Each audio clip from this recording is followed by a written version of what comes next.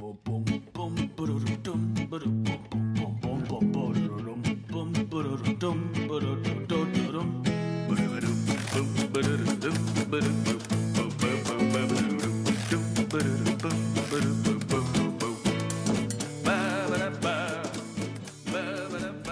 and welcome to another episode of Breaking Mayberry, the show that always sorts its recycling into the proper receptacles, because it's the right thing to do. Despite the fact that we live in a city that just throws them in the same compactor. Yeah, oh, absolutely. God, I'm old.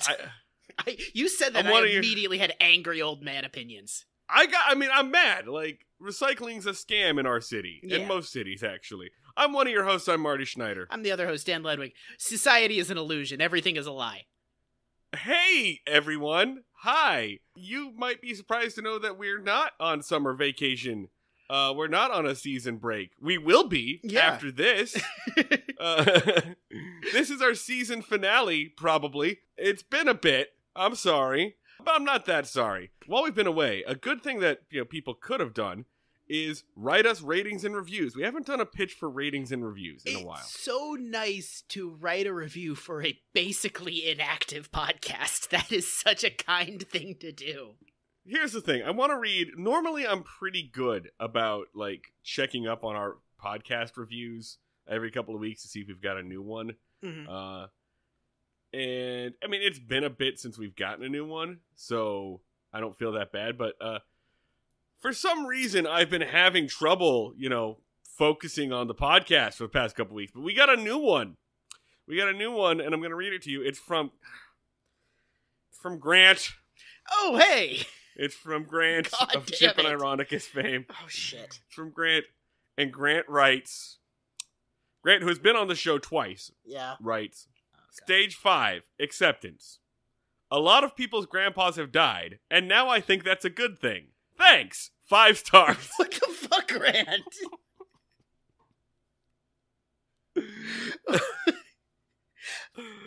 Was that what?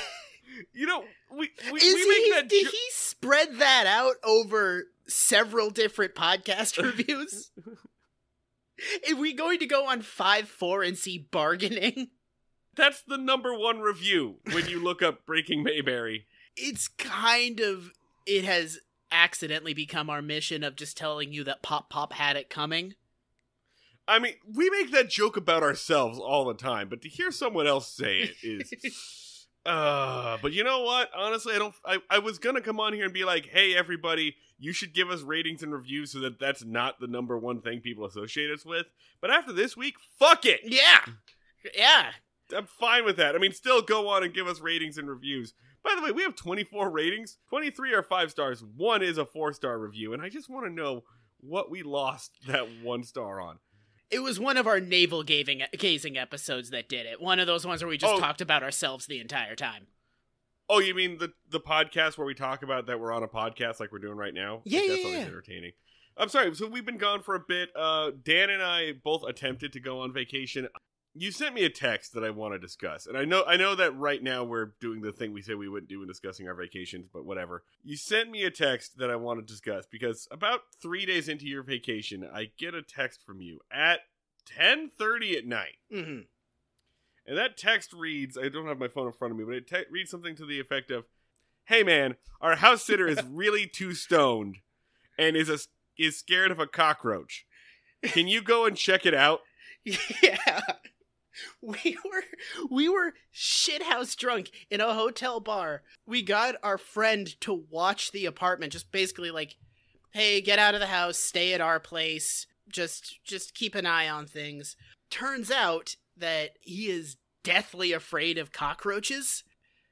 The story that we got was he saw one in the bathroom and he describes it as like one of the cockroaches from Naked Lunch, says it's the biggest insect he's ever seen. And also, it was incredibly fast and aggressive. He said that it repeatedly darted around the apartment, at one point climbing all over the dog's toys. It was like terrorizing me. It was like running around the apartment. And he was nice enough to catalog the whole thing for us by calling us on FaceTime. It was the best student film I've ever seen. It was like some Blair Witch shit of just like him panting and running around the apartment. At one point, he gathered all of our cleaning supplies underneath the, from underneath the sink, and he was like formulating a battle strategy. I'm hammered and I'm just like talking him through it. Be like, you got to do it. Listen, you got to spray it with the Febreze and then you got to go in with the shoe. All right. It's a cockroach. It'll slow it down, but it won't kill it. They're very sturdy. So you're going to have to whack it really hard. And just kind of like talking him through it. And then after a certain point, I was like, I just need to call somebody over. I was considering talking. I have a question. Yeah. I have a question. Like, what did you expect me to fucking do about it, man? What? After a certain point, it was up for debate whether or not the cockroach was real, because this was real. The account was a superhuman cockroach. Like, if this cockroach was doing all the things he was seeing it do, that's you're describing Vincent D'Onofrio in Men in Black, more or less. Yeah, I would be if this cockroach was able to move with this speed and was this aggressive in the presence of a human being, I would also be standing on a table. Look, I know that cockroaches are gross, but for the most part, they try to leave people the fuck alone. They genuinely, there was like one point where I was like, listen, man, what you got to do is you got to make a bunch of noise. You got to turn on a bunch of lights, because what cockroaches do is they run under stuff when there's a bunch of lights. And he did it, and he made a bunch of noise. He was like, it's not running. It's not running. So you're making it worse. Yes. If anything, I'm telling him to antagonize the cockroach. So I was like, all right, there's one of two possibilities. Either he's too high, he's hallucinating a cockroach, and someone needs to just go there and tell him that there is no cockroach. Or B, he is in a genuine danger from some sort of super cockroach, in which case, yeah, he should probably have some backup. So and I sat there, like, I look at my text and you sent it to me, and all I can respond is, what? Yeah. Nope. What? And it's like, hey man, and you tell me, hey man, just go and check on it. Just, you don't even have to really kill the bug. There may not even be a bug. Just pretend to kill the bug. Go look at the corner that he's saying the cockroach has established as its base of operations, and just look at it and say, there's a cockroach there, or there is no cockroach there. And I kind of sat there, and here's the thing that kept me from doing it. First off, I was like, is this a serious request? And I asked you, is this a serious request? And I will never forget your response, which was, would you do it if it were? Yes. I kind of sat there going, there are a limited number of, like, I will drop everything and do this favor for you type of favors in our friendship. Mm-hmm. And if you really want to burn one on this, if you really want to, like, cross that off, I'll do it. Yeah. And the thing that was really keeping me from just jumping in the car and doing it right then, it was like, because it was late. It was like 11 o'clock. Is that I was going on vacation myself the next day. And I had a great parking spot. So it was this, like, I had a great parking spot already, and I did not want to have to drive around and look for parking when I got home. So it was this sort of, like, debate in my head of, like, inconvenience versus potential hilarity. And it was just on the wrong side of that balance. So I'm sorry I couldn't help you, bud. But also, I don't care. I was very tempted. Once you actually started treating it as a serious question, I was very tempted just on the basis of, imagine you're in a strange apartment, you're really high, you've been confronted by your most profound phobia, a thing that you are genuinely have a lifelong terror of. And then here's Marty, who's just here. Just you going to be like, hey, I'm here too. You don't know me. Here's my whole deal. Oh man, I could have fucked with him. Yeah. I've got so many, like, leftover Halloween costumes that could have imagine I come in and I'm just, dressed as the goose from Untitled Goose Game. Yes.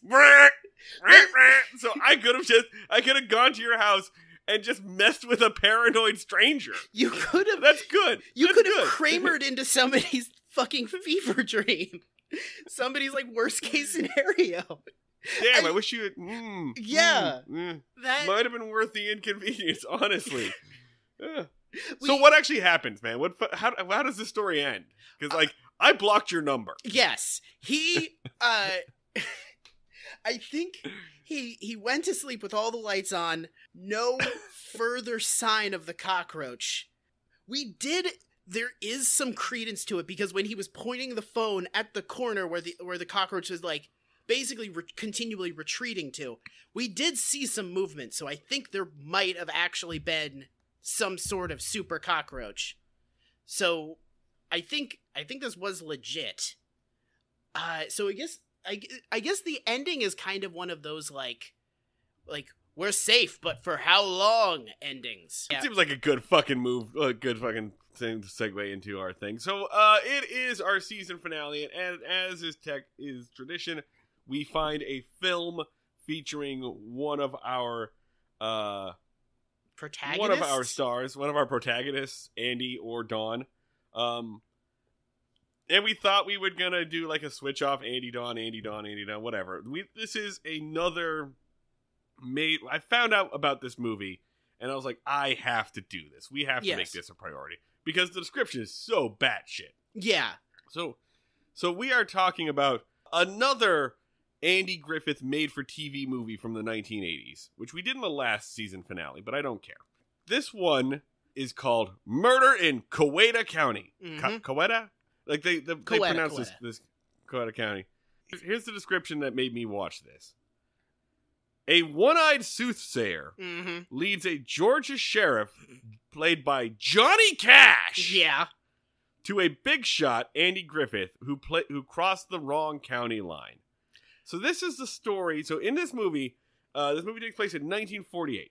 Andy Griffith plays a southern businessman landowner, kind of basically a southern mob boss guy, who runs his county. We get a great opening title frame that talks about his jurisdiction, his land that they literally call the kingdom, and he runs this county, and he's so powerful in it.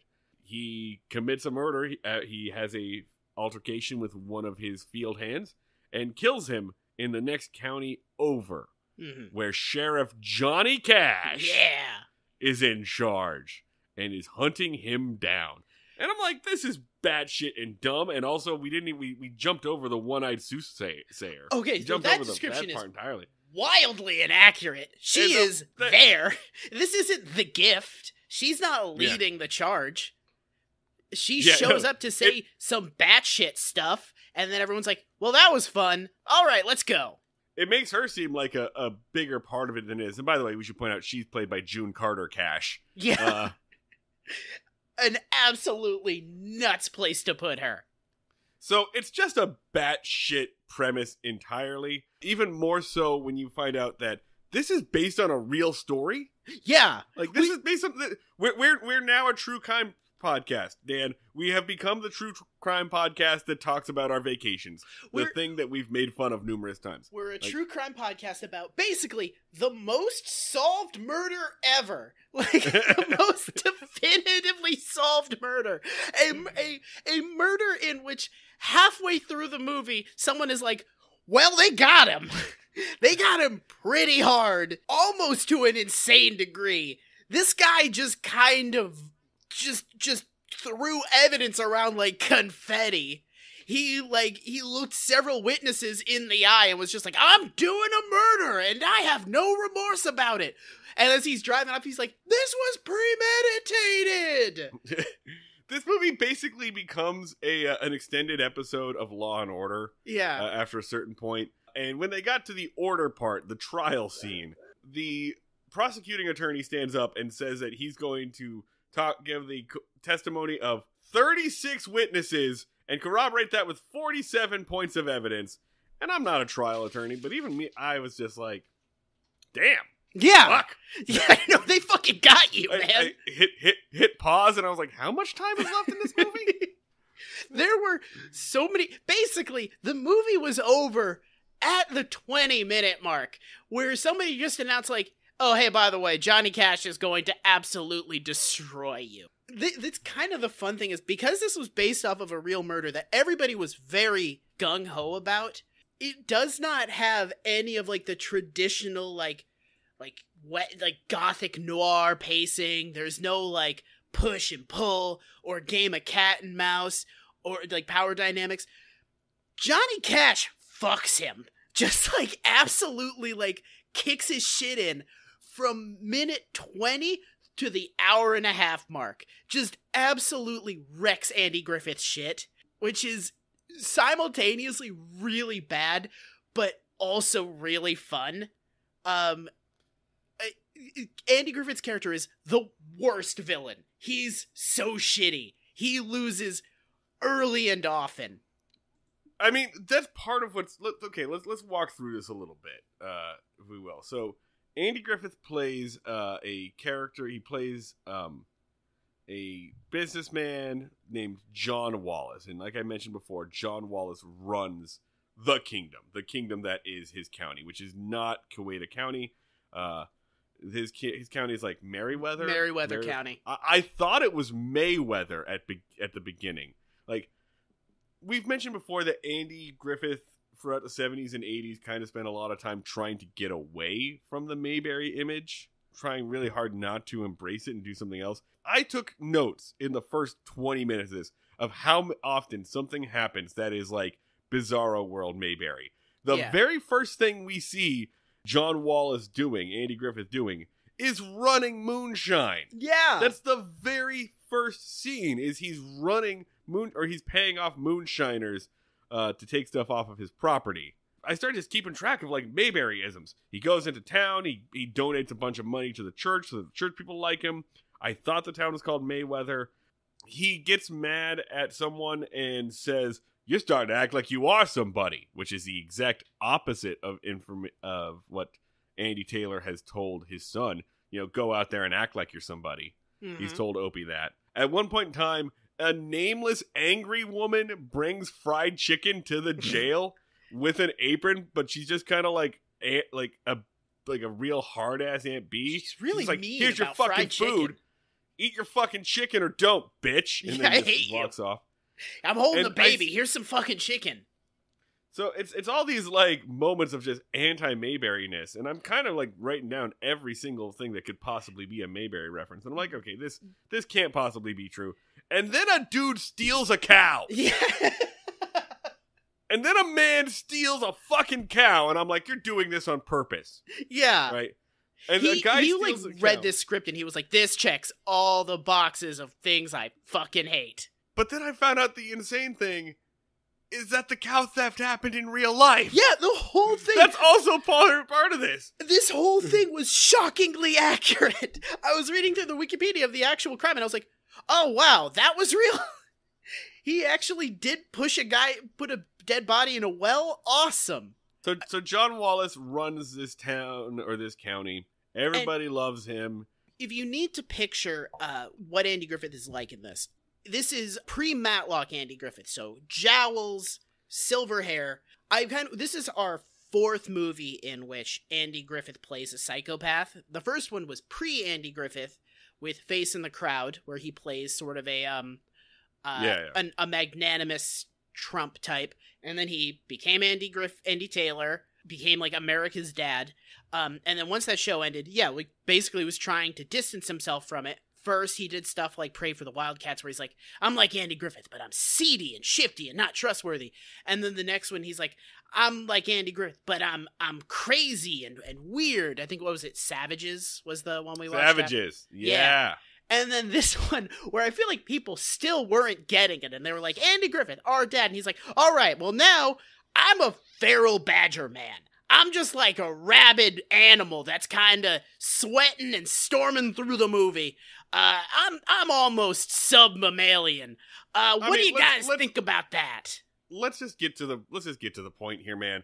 Like, at this point, Andy's like, I want to be. You guys still think I'm Andy Taylor? You guys still think I'm Andy Taylor?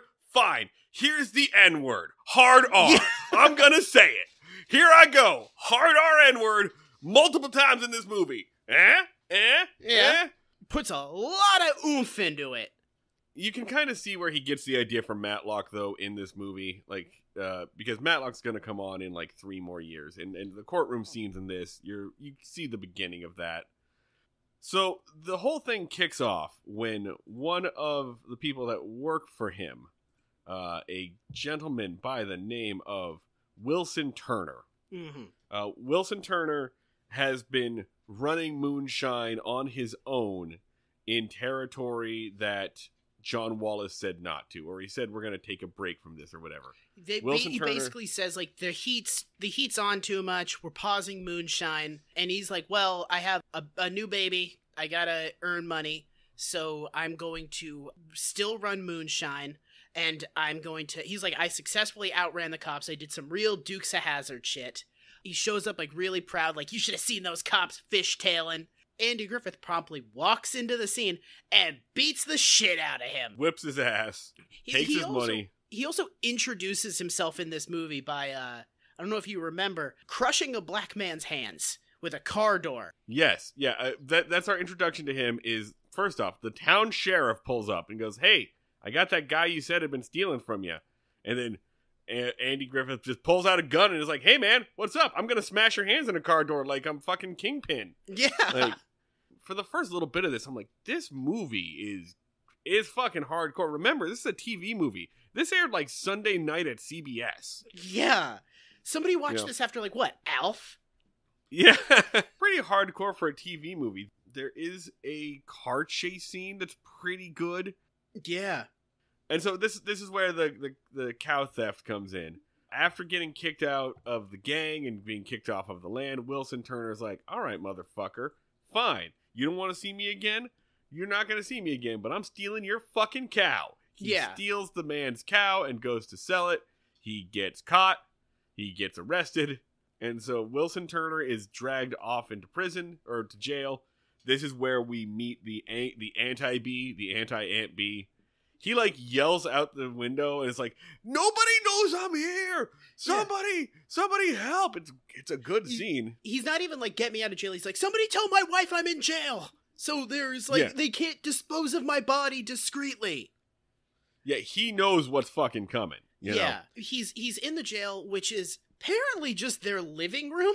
Like, the jail is the sheriff's house, and they just put bars on, like, one of their guest rooms. It's really weird, because, like, his wife is just walking around with a baby and just being like, I guess I work here. I'm not fucking happy about it. I'm in no way qualified. I'm not in a fucking uniform. My husband just turned my guest room into a jail cell. My sister can't visit anymore. That's great. I'm pretty pissed about it. Also, this guy wants fucking chicken. They let him out. Like, she announces that he needs to be let out of jail at the stroke of noon. For lack of evidence. Yeah. He gets in his car. He sees that, like, he had a full tank of gas and now it's on empty. And he's like, oh, what'd you guys do? You joyride in my car? He's like very, like, jovial reticent about it. First he's like, why you guys letting me out of jail? This is fishy. And then he gets out and he's like, you know what? I'm just gonna take this on face value. Oh, you guys, it's funny that my gas tank is empty. You rascals taking my car for a joyride, emptying my gas tank. It's such a weird tone to take with it. Yeah. He drives up and there is John Wallace and his whole gang waiting for him in the middle of town square. Yeah. You know. He tells John Wallace, like, oh, hey, I guess you didn't hear. I got let out of jail. And John Wallace says, no, actually, you escaped. And it's like, oh, he's using false pretenses to be able to murder him as an escaped convict. Oh, that's so clever. This guy's a really good criminal mastermind. Nope, not the case. Because he just goes like, all right, well, I'm going to get in my car and drive away. An empty tank of gas can still get you pretty far. So he just turns around and drives, and then they get in their cars and chase after him. There's a pretty good chase scene, you know, as far as these things go. They catch up. They even call attention to him crossing the county line. You know, one of the henchmen's like, boss, you can't go over the county line. And Andy's like, get him! Yeah! And at one point, they, like, almost run over a chain gang, and they're like, oh, we got witnesses now! This is now becoming an increasingly complicated situation, not at all conducive to a covert murder. And Andy Griffith is like, I don't care! I do not see any possible issues with that! I am no longer in a safe place, and there are several witnesses around. I am going to continue with the original plan. Wallace pulls up outside of a diner and is just like, "Hey, fucking help! Help! This guy's gonna kill me!" They all pull up. There are multiple witnesses: the cop, the cook, the waitresses of the diner, everybody, people who are staying there. They see Andy Griffith, John Wallace, drag Wilson back into his car, hit him upside the head with his gun, and the gun goes off. They say, "Fuck off, mind your own business," and drag him back across the county. And I gotta be clear here, like, we're making fun of this, but that's sort of the point of the entire movie, is just that, like, Andy Griffith's character is so damned arrogant. Yeah. And just to a delusional degree, that he's just by the fact that he's him, he's not, like, nothing bad is going to happen to him ever, just on the grounds that he's who he is. And that's kind of interesting, especially because, like, he's in jail for the entire second half of the movie. It's kind of crazy because John Wallace, for the entire movie, basically thinks he's in a movie where he's like, "Oh, don't worry, there's going to be a game of cat and mouse. I'm going to do maneuvers to clear my name, and they'll have to outsmart me." To which everybody else goes, "No, we're cops. Yeah. There's a billion of us, and we're just gonna do it." Like, he's like, "All right, I'm gonna go in here, I'm gonna say some really smooth shit that's going to confound Johnny Cash." And Johnny Cash is just like, "And you're arrested." Like, doesn't even do the thing. The scene that you're talking about, he pulls up to the Coweta County courthouse thinking that he's won because he's disposed of the body. He's burned the body. And he's like, "Guess what? It's Georgia. You don't have a body. You don't have a murder." So he pulls up to the body, or he pulls up to the courthouse with his lawyer, just like, do. And Johnny Cash's partner looks out the window and he's like, "You're going to fucking believe this. Dude, he's pulling up in the chase vehicle." He's pulling up in the car he pulled up in the car, and they even, like, look at it. He pulled up to the station with the gun still in the car. Yes. They, like, after they arrest him, he goes in and he's like, well, looks like we finally meet. Antagonist and protagonist. Time for us to trade some barbs. And Johnny Cash just goes, "And arrested, and go to jail cell. Oh, and I'm going to take a look at this gun. Oh, look at that. There's brains on the handle. I wonder if there's anything in the car. Oh, yeah, look. Several blood stains. Cool. This is way easier than it should be at the 30-minute mark." Yeah, and this is kind of, I think, where the movie starts to fall apart for me. Yeah. Right? Because I was on board of all of this. I'm even on board with fucking Johnny Cash's dog shit performance. Oh my god, can we talk about Johnny Cash in this? So out of his element. Okay, actually, but let me premise this, Dan. Yeah. A long time ago, a couple of years ago, if you had asked me, like, to do, like, a fan casting for a Superman movie, you were like, "Hey, who should play Lex Luthor?" I would have said, and I might still say it today, Kanye West. Okay. Kanye West. And my reasoning for this is, what is Lex Luthor if not a completely egomaniacal, deluded billionaire who believes that no one man should have all that power? Okay. That is his whole fucking shtick. His whole beef with Superman is that he thinks that Superman is going to abuse that power because he would abuse that power if he had it.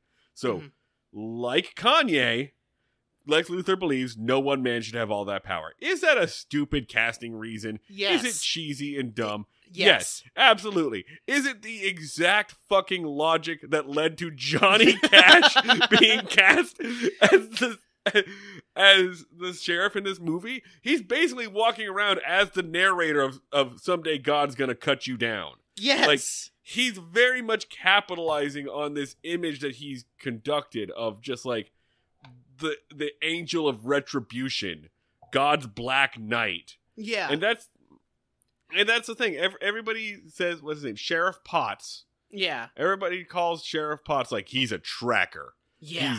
He'll never stop. He'll never hunt you down, or he's gonna hunt you down. And it's really kind of diluted by how easy it fucking is. Yeah. It's the way they frame it was, remember when that guy cut off his wife's legs? He tracked him 3 counties over. And I was just kind of like, all right, well, that's not a good example, because I should hope so, that he would probably stick to it a little bit. Maybe put at least a year or 2 of work into that. By the way, that's Andy Griffith N-word number 1. Yeah, because he's like, Andy Griffith's like, of course he went. Of course he went after that guy. He's black. Yeah, he's not gonna go after me. I'm white. Duh. Yeah. This is a regular theme. It's kind of this is less a cat and mouse game and more a guy going through all the stages of grief. Like, he goes through like denial, anger, bargaining. I would say he goes through denial for, I'm going to say, 89 minutes of the 90-minute runtime. Yes. And spoiler alert, that last minute is him getting the electric chair. Yeah. So Johnny Cash's performance, let's hone in on. This was definitely the period where, like, hey, you're famous, you can sing, you must also be an actor. Let's give you a variety show. You can probably do sketch comedy, right? So they gave Johnny Cash a movie. And this is, like, the period between, like, young, hot Johnny Cash and, like, old man Johnny Cash. Like, elder statesman Johnny. Yeah, exactly. I think he just did, like, he was just a villain on Columbo a couple of years ago, probably. Yeah. He's good in that episode of Columbo. He's horrible in this. He fucks up walking. Like, did you notice that he's constantly, like, shifting between a weird, like, limp swagger and a penguin waddle, where he'll do like hand sway, hand in pocket, long stride. Oh, switch into Mr. Poplar's penguins. Like, he is constantly like changing up the way he walks as if he's like unsure of how it works. He's really, you said Columbo. I feel like he's trying to channel some Dragnet, it feels like. Yeah. But he doesn't know what he wants to really do with anything. And since the entire middle third of the movie is just him, really the entire last 2/3 of the movie is him big dicking around, like, it requires a level of swagger that Johnny Cash didn't have. No. There's a lot of things you associate with Johnny Cash, but swagger is not among them. So it's kind of like you're trying to play up how great he is, but also how humble he is. And it's just, it requires, like, the technique of a professional actor, not a dude who is only there because his wife wanted to play a witch. You know who is the person that they probably, like, wanted for this? This was a Frank Sinatra role. Like, I feel like this was written for, like, Frank Sinatra's acting career, where he's, like, all swagger and shit like that. That's what I was, like, I was picking up. And Johnny Cash was just, like... He does treat himself like, he basically does, like, I'm an inevitability. I'm going to catch you. It's going to be it's going to happen. And he doesn't have to, like, command that much. It's just, he doesn't have, and this is a weird thing to say about, you know, Johnny Cash, one of the most commanding people on the planet. Here's the example I can think of. There is one scene where Johnny Cash is going to pick up a witness that he thinks he can get to talk, but is kind of belligerent. And he pulls up to the house, and all of this guy's brothers are there with bats and, like, weapons and things. And there's, like, 8 or 10 dudes all there. Like, you want our brother, you're gonna have to take all of us. And Johnny Cash just stares them all down and goes, all right, I'm gonna get that, man. And if you want to come with him, all you gotta do is get in my way. And they all just kind of, like, put down their like, bats and back away and just let him go through. And I didn't buy it. No, I didn't buy it for a second. This whole scene requires him to, like, exude death, like, just put off, like, a field of pure terror. But he's just, like, Johnny Cash the same way that he said another line of, like, hey, you gotta go buy that young boy some pants. He needs a new pair of pants. Go buy him a size 34 pair of pants. Like, he says that because the specific sequence of events is he pulls up with, like, 14 guys. He at all times has a posse of like 3 to 18 men following him around. And he pulls up and he's like, all right, there's a bunch of guys there. I don't want no bloodbath. Everybody throw your guns in the back of a car. And all the guys are like, what? Okay, this seems like a bad idea, but sure. Sure, you're trying to, like, de-escalate the situation. And then he walks up to the group, he's like, all right, anybody touches one of my deputies, I'm going to shoot you in the face. And it's and I just imagine one of the guys behind him just going like, what? Why do you do... I can shoot him in the face. Why did you make me get rid of my gun? But then he doesn't even, like, involve the deputies. He's just like, also, I'm going to walk through here and I'm going to grab the guy and I'm going to arrest anybody that tries to stop me. Is 56-year-old Johnny Cash an imposing figure? Yes. Is 56-year-old Johnny Cash an imposing figure enough that I believe that 8 to 10 dudes with bats would just step away because he said something kind of sternly? Absolutely fucking not whatsoever. I don't buy it. And it's because he only has one line delivery. It's because everything sounds down here, Johnny Cash.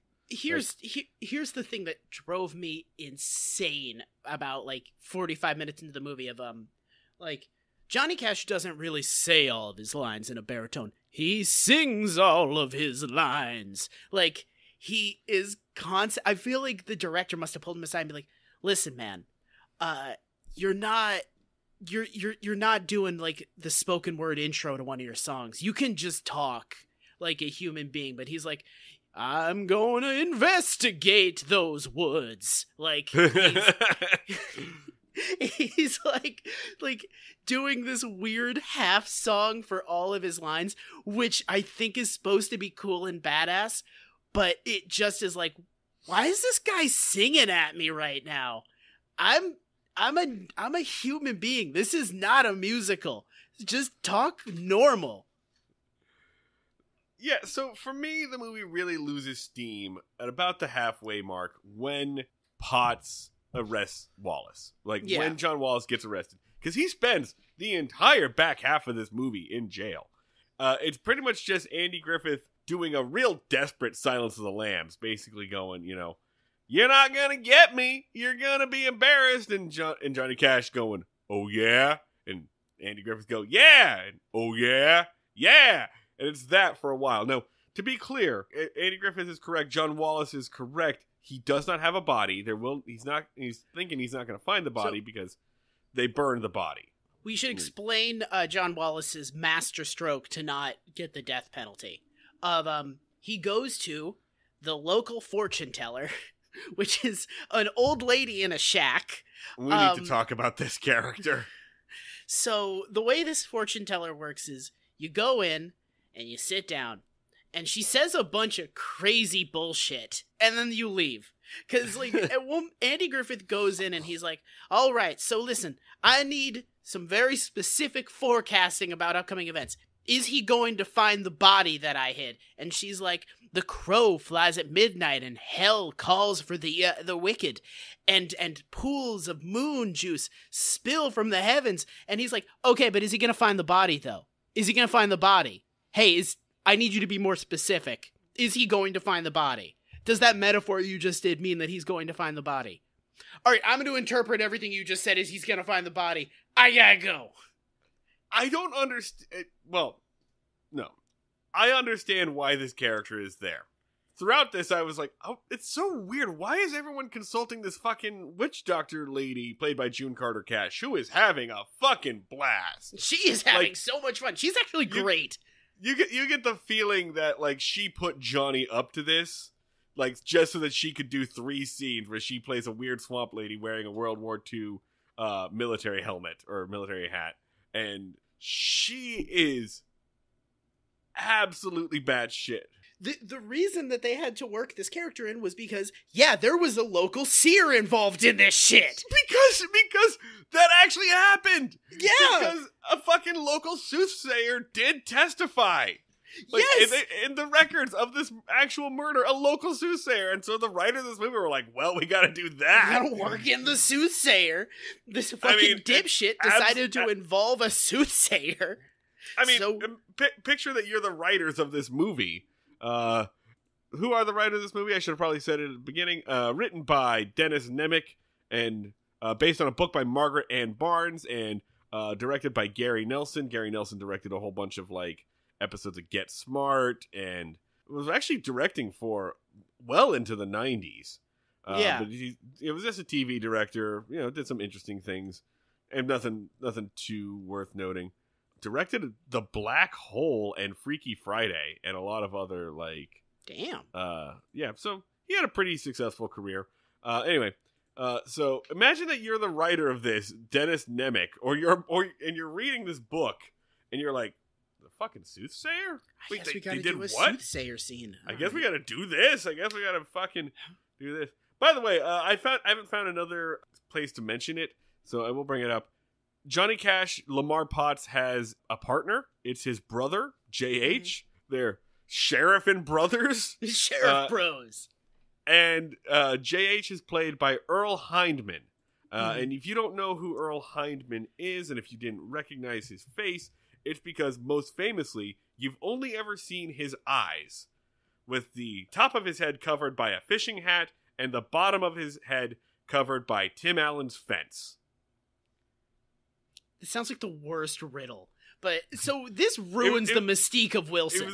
100%. Yeah, this ruins it. I know that once you see his chin, you're like, oh, he's lost all authority. Like, real Wizard of Oz situation. Real great voice on that guy, though. Like, that's why they cast him as Wilson. Like, great voice 100%. On that dude. JH is fine. He's fun. He's like the funny part. Like, I can't call him the straight man because Johnny Cash is a straight man, but he's definitely like a welcome breath of air to the whatever the fuck Johnny Cash is doing. I should mention, have you gotten a chance to look at Mahaley Lancaster's Wikipedia page? I have not. Hey, you may be wondering, why does the seer from this movie have a Wikipedia page? And the answer is, she participated in not one, but 2 high-profile cases where she was called on by the defense of another case. And also, she ran for state legislator on the platform of, hey, we should probably start building some roads and schools in Georgia. And lost handily. But eventually they were like, but some of her platforms were eventually adopted. Which is like, yeah, they probably built roads eventually. She ran on the platform of like, hey, we should probably start doing that whole society thing. This character's infinitely more interesting. She's the most interesting person involved in this. Why is the movie not about her? It really should be about her. The IMDb page picked up on her as the most interesting part of this movie. They should have bullshit this movie a little bit and done it from the soothsayer's perspective. Because, she contributes almost nothing in terms of, the substantive changes to the plot. She tells Andy Griffith nothing, and he just does some shit. And Johnny Cash shows up later, and he's like, can you tell me anything about this case? And she's like, bad people go to hell. And he's like, all right. Thanks for your time. She says, I see fire and water. And they're like, all right, well, that proves that she's magic because some stuff with fire happened and then some stuff with water happened. As a result of going to see the soothsayer before he gets arrested, Andy Griffith comes up with his masterstroke, which is, if they can't find a body, they can't put me in jail, or they can't charge me for murder. So he has the idea of, I'm just gonna burn the living shit out of the body. So he has it dragged out of the well that he threw it in, douses it with several gallons of moonshine, sets it on fire, and then has two black ranch hands, throw the remains, the burned up remains in a river. And that's how he's like, got him! No one's ever thought of this before. Why don't all murderers just do this? There's a pretty good moment between the two ranch hands where they're like, man, we should fucking bail. Do you want to do this? We should bail. And the other ranch hand is like, dude, he killed this guy over $50 and a cow. Yeah. Like, we're in this shit. Yeah. Specifically, he says, he just killed a white guy over this. We're so fucked if we step out of line. Basically, their role up until, the last quarter of the movie is just go, hey, by the way, we hate this. We don't want to be involved in any of this. I did not agree to drag a dead man out of a well, and I wish this wasn't happening. The two ranch hands are like a Greek chorus if a Greek chorus was trying to leave the play the entire time. They're just like, we have some commentary and it's all about how we do not want to be here. You make it sound like they're Statler and Waldorf instead of two men who are very clearly the victims of this situation. They're like if Statler and Waldorf were chained to the balcony. So he has his master stroke, destroys the body, promptly gets the living shit arrested out of him, including one of his accomplices, who is just like, the sketchiest, most jittery accomplice. The fat guy from Roadhouse accompanies him and is just like, hey, I'm really jittery and incompetent and I don't really know what I'm doing and it would be really bad if I got arrested. Just giving you a heads up, boss. If I get arrested, I will fold like a table. I swear to God. And he's just like, oh, come on, we're going to have a good time. Come hang out in jail with me. I want to talk about the scene where Sheriff Potts goes to Wallace's house and meets Wallace's wife. Because this woman gives the best, like, Stepfordian opium-induced 1,000-yard stare I've ever seen. She has no problem letting the cops into the house and letting them search through his shit, find the bloody clothes. She opens the door and she's like, hello, oh, you're police officers. No, I don't know where my husband is.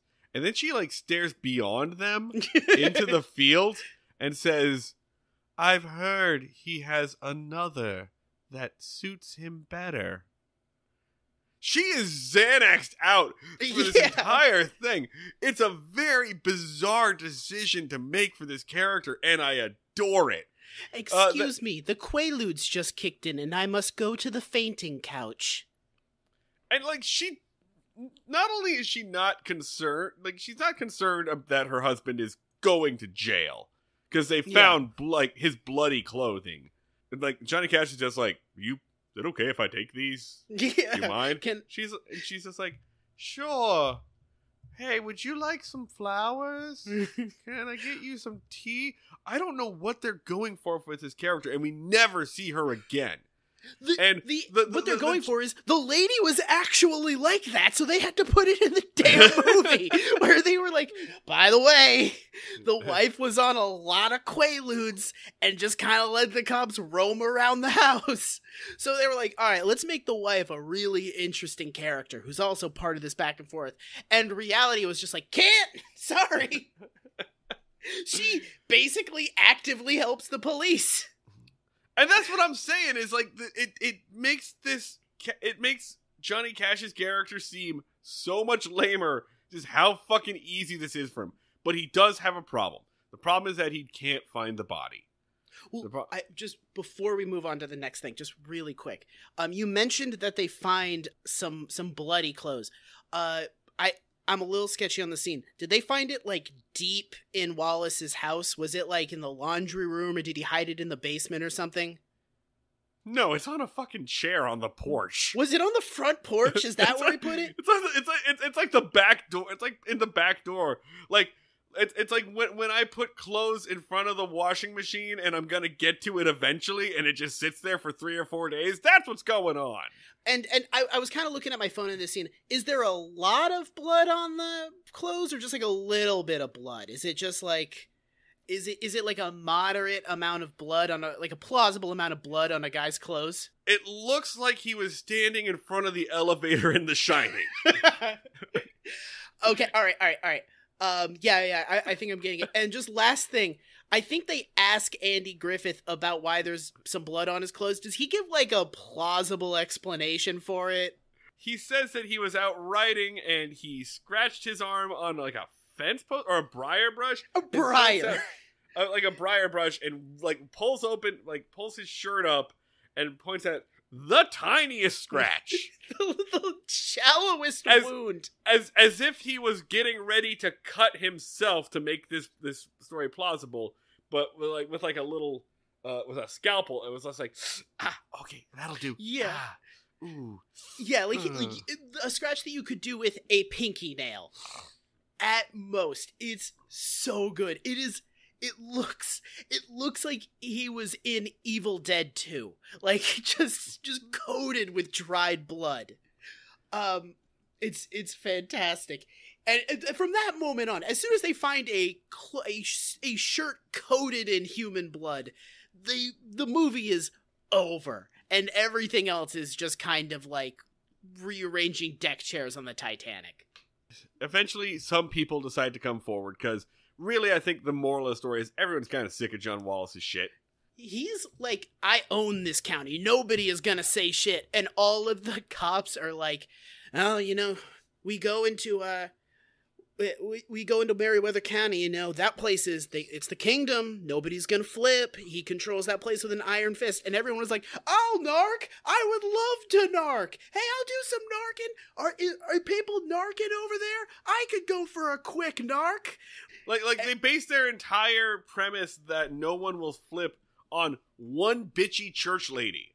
Like, yeah. Johnny Cash talks to one, kind of shitty lady at the beginning of his investigation. She gives him a little bit of lip, and then he goes, oh, this is going to be a tough one, and kind of wanders off.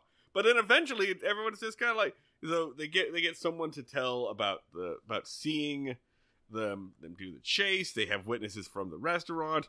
The two black field hands, say, yeah, we burned the hell out of that body. Yeah. We burned it. And then no they find... meaning on them whatsoever. He just shows up and he asks the field hands, like, hey, can you tell me what happened with that body? And the guys are like, oh yeah, totally, man. Awesome. So glad you're here. Yeah, we burned the shit out of that body. We'll show you the exact place we did it. We'll show you the place we dumped it.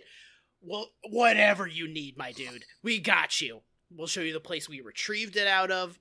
Everybody flips. The flipping continues. So they find some human remains, like parts of a broken skull or whatever, like teeth, in the river. And then it goes to trial. There is a trial now that they've got something resembling a body, now that they've got a lot of testimony, as I mentioned. There's like this one part where after they have all the evidence, they're like, all right, so they got the field hands who are going to testify that you burned a human body. So it's not looking good. And he goes, listen, this is Georgia. In the history of Georgia, no white man has ever gotten the chair based on the testimony of two black men. But besides, they're in Georgia. They're going to have an accident. We'll get to them. I got people. Hard cut to Johnny Cash being like, and they're safe. They're in a secure location. Nobody can get to them. We're getting their families out of here. So that's that plot line all wrapped up. Like, there's not even a moment's tension that what Andy Griffith said is going to work. I'm sure, listeners, you figured out how this is going to go here, but Andy Griffith looks directly at the camera and says, at no point in the state of Georgia has a white man ever gone to the chair because of what black men said. First IMDb trivia item. The film is based on a real incident that happened in 1948 and resulted in the first time in the history of the state of Georgia where a white man was given the death sentence upon the testimony of two black men. Like, Ron Howard voice. I was going to say, it's just Ron Howard voice where Andy Griffith says, don't worry, this maneuver I have is going to work. Immediately followed by a scene with Johnny Cash just going, it didn't work. It's so good. I do want to talk about the second piece of trivia on the IMDb trivia page, because it comes into play right now. Wallace hires a fancy defense attorney named A.L. Henson. Everyone's like, oh, this guy's like the best. He's a real good defense attorney. The guy who played the defense attorney was actually a real life attorney in real life, both a prosecutor and a defense attorney, James Neal. And this dude is going to hell. Yeah. I mean, on the one hand, as a prosecutor, he convicted like Richard Nixon's aides, 3 of them, cool. during Watergate. Tight. So he was a Watergate prosecutor. But also, as a defense attorney, he defended Exxon after the Exxon Valdez oil spill, and he successfully defended John Landis. Oh, Jesus! after the famous incident on the set of Twilight Zone, the movie, where John Landis killed a child. 2 children and a guy. Killed 2 children. Yeah, killed 2 children because he wasn't paying attention to fucking stunt regulations or child endangerment laws or child labor laws. I mean, I guess we can say this about him. Good lawyer, it appears. Yeah. Effective. Morality of that, I wouldn't even say debatable, but... Named by Forbes magazine as one of the 5 best trial lawyers of 1985. Clearly, he got a guy off for a triple decapitation. Like, yeah. So James Neal... They do introduce the lawyer with a fucking great line, which is, oh man, he could make Sherman's March look like trespassing. Like, great line. There's also another good bit with the soothsayer, June Carter Cash's bit, where she comes in, she talks to her husband, Johnny, and the sheriff says something like, oh, I noticed you're wearing a different hat. Because this whole time she's been wearing, like, a sergeant's hat from the war. She says something like, that hat belonged to my brother. He died in World War I. Johnny says, I'm sorry for your loss. She says, oh, it's okay. We still talk. So good. Best it's character. So goddamn funny. Best character. So funny. So again, this very serious true crime murder movie has a weirdly silly streak to it that I don't think is fully warranted, but appreciated, I will say. Well, I will say there is a very silly scene where the defense attorney calls the soothsayer to the stand, and he just goes like, so you're a soothsayer? And she goes, yep, I can see the future. And he just goes, all right. And you're like, that didn't need to be in the movie at all. That was a weird thing. But it happened. They called a soothsayer to the stand, and she was like, yeah, he did it. I'm a soothsayer. I'm saying he fucking killed that guy. So it was it's the thing of like, the events of this murder were so fucking stupid that they kind of had to make a really dumb movie. I'm obsessed, dude. I'm gonna go buy this book. I need to know every detail of this case that didn't make it into the movie. Yeah. I'm sure that there's a treasure trove of good shit. That's gonna be our spin-off. We are now a true crime podcast about this one extremely solved murder. The most solved a murder has ever been. Actually, you know what? I'm Martin Schneider. You're listening to An Extremely Solved Murder. Bum, bum, bum, bum, dun, dun, dun, dun, dun. You may be This wondering. act of grisly human violence is brought to you by Squarespace. I mean, that's how we fucking get on this. If y'all aren't gonna give reviews to Breaking Mayberry, we're gonna do this. We need to get that money. This is where we gotta go. It's either become a true crime podcast or go alt-right. One of those is gonna result in us going to hell. As I looked at the soothsayer's testimony, I couldn't help but wonder, is there any way to wrap up a case this simply? Is there any way we can truly know who is capable of atrocities? The answer, it turns out, is extremely yes. Very much so. Very clearly. Bum, bum, bum, bum, bum, bum, dun, dun, dun. And as I read through John Wallace's testimony, I had lingering questions that were immediately answered by the next testimony. Tune in next week.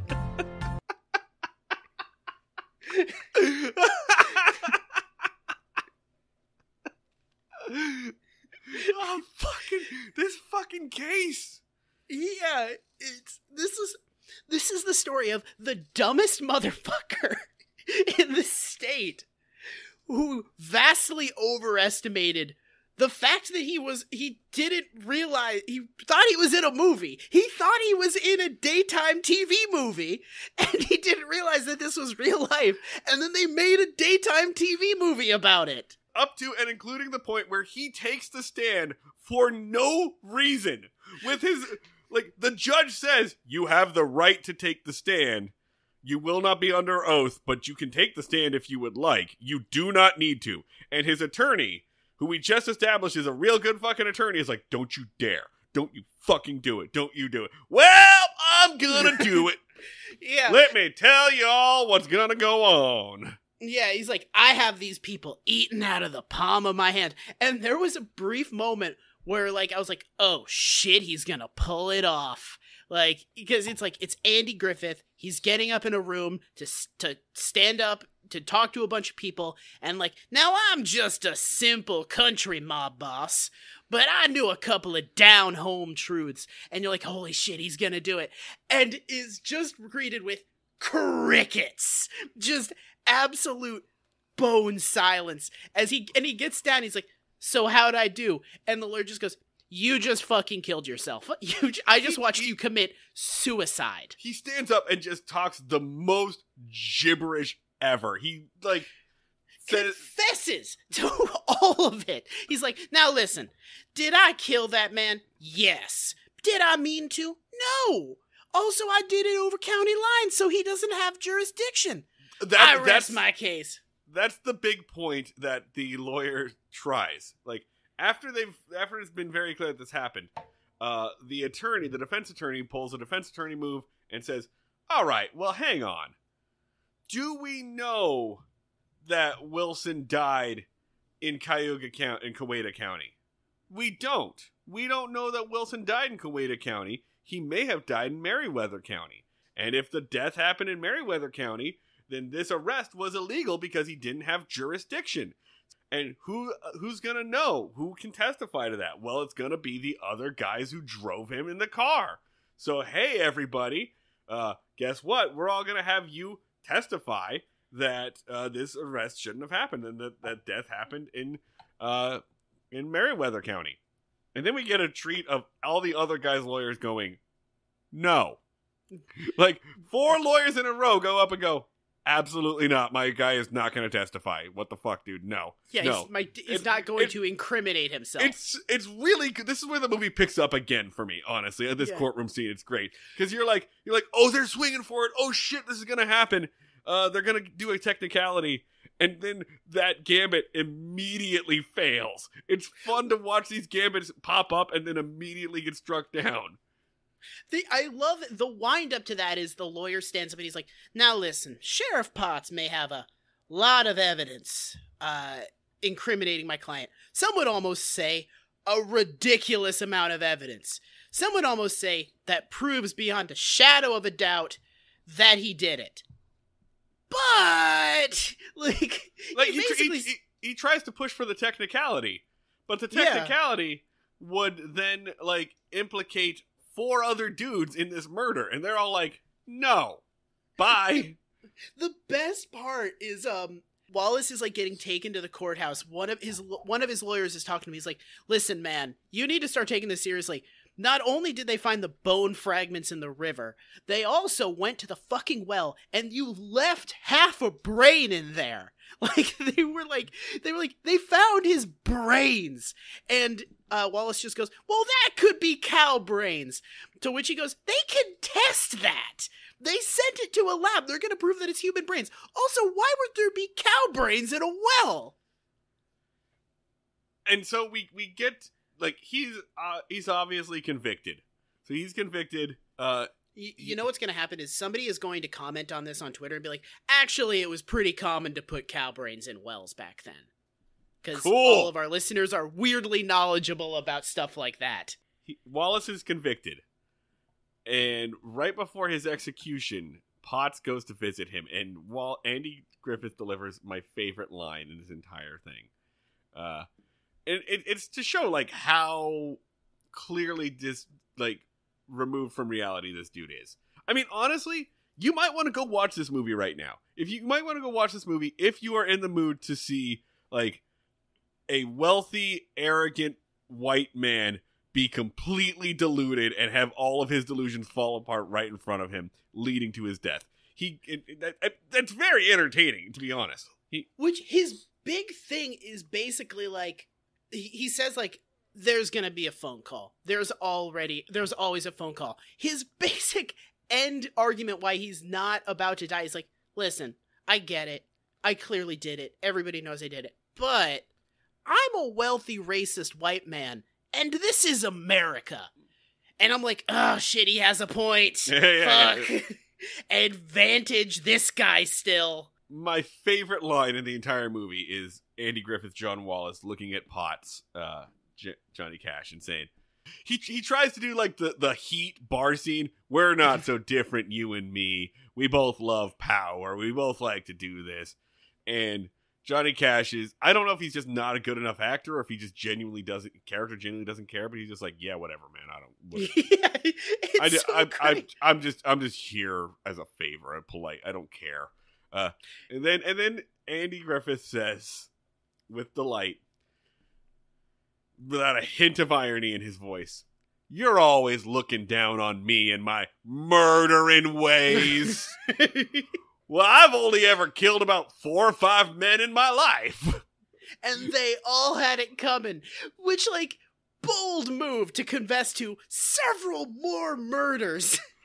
on the off chance that, like, yeah, that call from the governor comes in and you get pardoned. Johnny Cash just go like, oh, by the way, he just confessed to 4 other fucking murders 10 minutes ago. So let's start it back up again.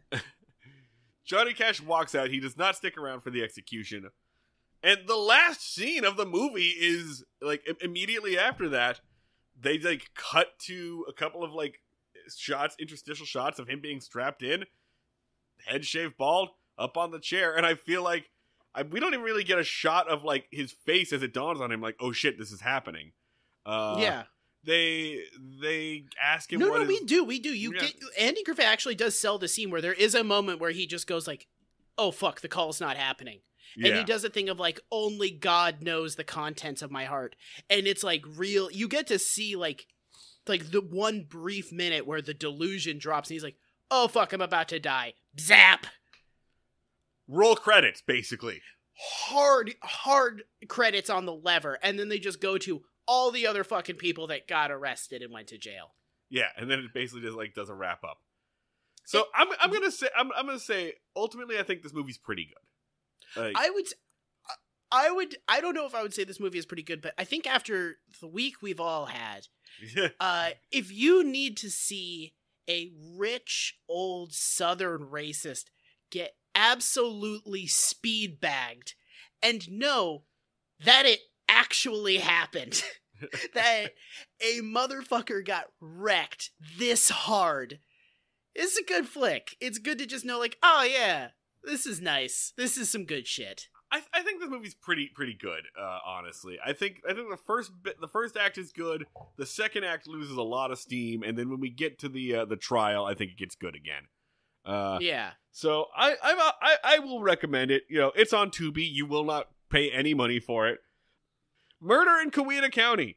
Once again, Andy Griffith running as far from Mayberry as he possibly could. I feel like he was trying to escape it so far that I feel like right before he ended up doing Matlock, he was just like, Hitler! Like, he was just, like, doing Hitler biopics and shit like that. Just, like portraying Sherman during his march and just pissing all over the South. Like, he's basically doing movies, like, every week of just like, I hate you fucks! Shit, eat shit! But the Andy Griffith Show was a lie! Fuck you! I'm not that man! Please stop seeing me as that man! Please stop calling my house! And then he gives up about 3 years later and just does Matlock. Like, he's like, alright, fine, whatever. Fine, I'm your fucking... I'm America's dad. I'm the proto Tom Hanks. Fucking whatever. And there it is. Murder on Coweta County, yeah. And we are goddamn done! Fucking Breaking Mayberry season 4 is over. We've been in this season for so long. Yeah. So long. Let me I think I had this up a second ago. We have been in season 4 since February of 2021. Christ. That is how long we have been in season 4. Folks, we're taking a break. We're taking the summer off. We'll be back. If you are a Patreon subscriber, we are going to use this downtime to get caught up on the bonus episodes. So right now, good time to join our Patreon. $8 a month gets you everything. All of our bonus episodes, access to our Discord, all sorts of other fun goodies. Come join us, patreon.com/breakingmayberry, plug over. But we're taking some time off. We'll be back. We'll be taking off. We'll be taking it off. We'll be back end of August with another between seasons mid-series mini-series. In the meantime, if you want more Breaking Mayberry content, like you said, go to the Patreon. And now's a good time to introduce all of your friends. Tell all your friends and family about the podcast. That would be cool. That'd be cool. Leave us a rating so that this one from Grant isn't the first thing people see when they look at our podcast. Jesus about Christ. Hating the elderly. Grant. Though that is more or less our official position at this point. God. And next season, the last one of Barney Fife, we will be free. I feel like that monkey paw is gonna curl on us, buddy. Oh, yeah. Yeah, God for knows sure. what replaces him. I do not know anything about the color. I know very little era. about the color years. Yeah. Yeah. So we're gonna have fun with that, but we'll be back. You're not getting rid of us that easily. In the meantime, thank you all so much for listening, for sticking with us through this multi-year experiment of ours. It's been so great to have all of you. Thank you. Special shout out to all of our current Patreon subscribers. The music you've heard is made by Max Ludwig. He is on Twitch as @SleepTalkie. I am on Twitter, although I might not be for very long, as Schneider Remarks. That's SCHNEID Remarks. We are on Twitter @Break Mayberry. Facebook, check out the Breaking Mayberry fans official Facebook group.